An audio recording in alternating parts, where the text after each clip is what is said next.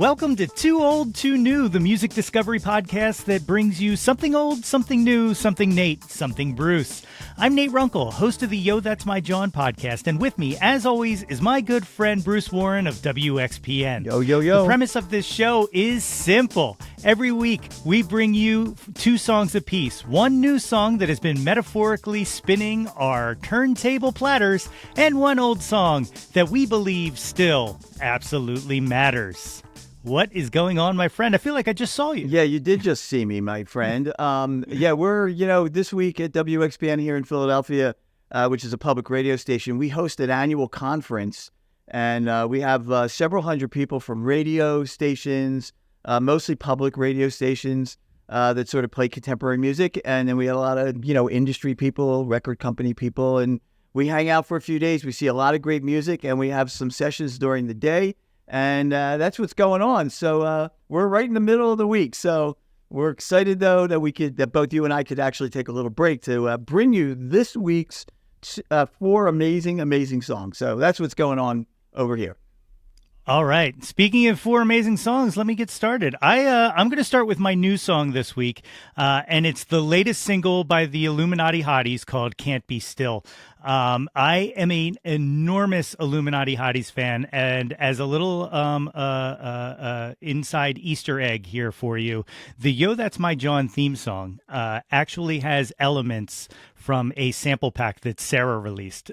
So there's a part in the theme song that goes like JJAAWN, and that's Sarah's voice. So I'm a little biased in my love of Illuminati Hotties, but this song is absolutely a ripper, definitely not a skipper. And so let's hear a little Can't Be Still.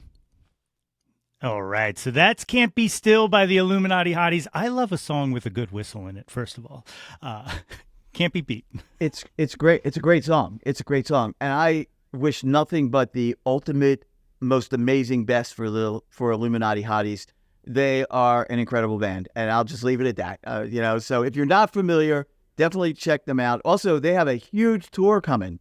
Yes. In, I think, the fall, right? Or something like that. They're coming to Philly October 17th at the First Unitarian Church, which I cannot wait for. I've got tickets for that already. And some people might be familiar with Sarah's work because she's done work with Boy Genius, done work with Speedy Ortiz behind the boards as well. Not just an incredible musician, but also an incredible producer, engineer, and all-around talent. Yeah, really very excited. And I have to say, for those of you who are going out to see Illuminati Hotties when they tour, make sure you get there. They say, they always say, never miss the opening band, right? And I subscribe to that pretty regularly. The opening band, one of the opening bands on this tour is a new band from Philadelphia called Daffo, Daffo. So, I'm always representing for the Philly songs sound, and Daffo is definitely a band to keep an eye out for and an ear out for as well. So make sure you check it out. And speaking of Philadelphia, right? Speaking of Philly, Nate, I said to you earlier, it's like, don't worry, I'm not always going to pick Philly bands. But for my new song today, I decided to pick a Philly band. And the band I'm talking about is Mondo Cozmo. I guess, Josh, who is the lead singer, who's basically Mondo Cozmo, got his start in here in Philadelphia, has been living in Los Angeles for a number of years now, but we still consider Josh a Philadelphia artist.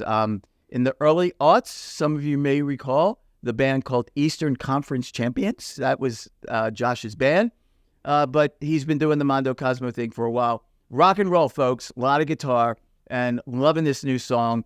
It's called Angels. Let's check it out right now. Wow, that's a raging song, raging new song from Raging New Song by Mondo Cozmo. It's called Angels. It's absolutely incredible. I saw a quote from him saying that, you obviously know this, but they have been covering Bittersweet Symphony in concert for quite some time. And he said he wanted something kind of to match that, something anthematic to kind of match like the U2 at Red Rock sound. And this is just by happenstance, I swear. I don't know if you can see it, but I am literally at this moment wearing my Mondo Cozmo socks. That's very nice. So I've been trying to get Josh on the Yo, That's My Jawn podcast for 4 years, and he's been ducking me. So I'm hoping with this new album, he finally breaks. Well, you know what? I'm going to call him right after we're done.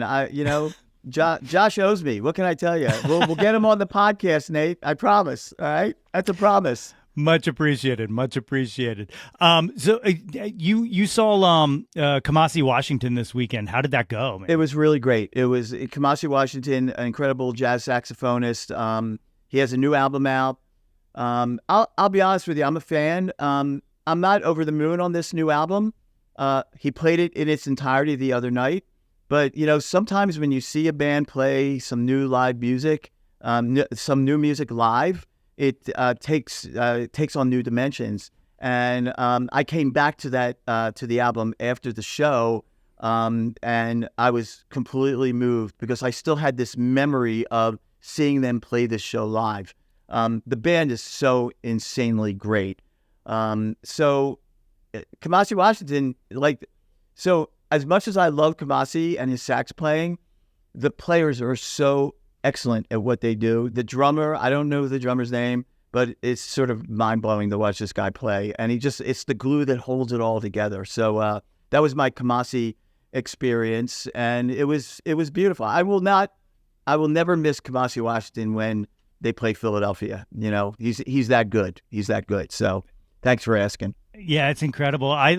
There's so many good shows coming to town and all, and I literally just bought tickets this week for my wife and I. It was our 1-year anniversary this past weekend, and for an anniversary gift, I bought her tickets to see Brandi Carlile at Red Rocks, backed by the Colorado Symphony Orchestra. Whoa! And oh my God, I cannot wait for that. That's heavy, man. That is very heavy. It's a trip. And the show is going to be heavy. So you got a couple things going on there that are pretty freaking cool. Otherworldly. How about an old song? You got an old song for us? Yeah, I do have an old song. And this is sort of breaking news. Maybe by the time you listen to this, you'll have found out that the legendary, the iconic producer, performer Steve Albini passed away today. We heard the news that he passed away of a heart attack, 61 years old. For those of you who are not familiar with Steve's work, he was a frontman for the bands Shellac and Big Black. Big Black have one of my favorite songs. We're going to get to it in a second. But he's also produced so many amazing records. You may not know his name, but you probably know the records he produced, right? I'm talking about Nirvana's In Utero. I'm talking about Pixie Surfer Rosa. I'm talking about Rid of Me by P.J. Harvey. And so many amazing more records, and his contributions to popular music are insanely great, and it's real sad that he passed away at such a young age. I'm going to play you this song, Big Black. I had no idea. This was one of those records that I bought in the record store when it came out many, many years ago, and it was playing over the record store sound system, and I was like, what the fuck is this sound? I was just like, what the heck is going on here? And I got hip to Big Black, and then I got hip to Steve. So let's listen to this one. It is called Kerosene. That's Kerosene, Big Black, fronted by Steve Albini, who very sadly passed away today, from an album from, I think, mid-'80s, 86 or something, I think it's called. I think it was. Atomizer is the record, and it is sort of like, even listening to it now with dude, listen, with all any genre, like punk rock, noise, post-hardcore, industrial, whatever label you want to apply to this, it's still, to this day, still sounds like nothing else that has ever been released, which I think is the hallmark of the most incredible, timeless music. So there you go, little Steve Albini for you with Kerosene from Big Black. And how about you? Well, real quick, I just want to hip the listeners to this. I'm sure you guys are going to re-air it, but World Cafe had an incredible interview with Steve Albini, and I implore the listeners to seek that out. Yeah, we went and we visited him in his studio in January of 23, and Steve has had mixed reputation over the years, within the industry.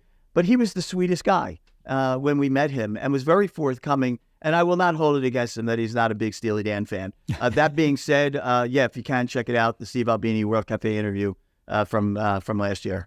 All right, so my old one, this is another one of those surprise YouTube finds for me. I had never heard of the band, and the full album, I forget which album it was, maybe like I Know Your Man, I think it's called, or something like that, came up, and I'm a big Monkees fan, and the band that I'm about to play is the Funkees, and they spell it the same way. So I at first thought it was like funk covers of the Monkees, which someone should do, first of all, but and I would buy that album. But so I hit play, and I was absolutely blown away. Not just how incredible this music is, but that I hadn't heard anything more about them.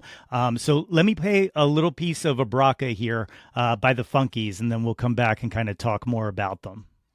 So that's a Braca by the Funkees, a Nigerian band.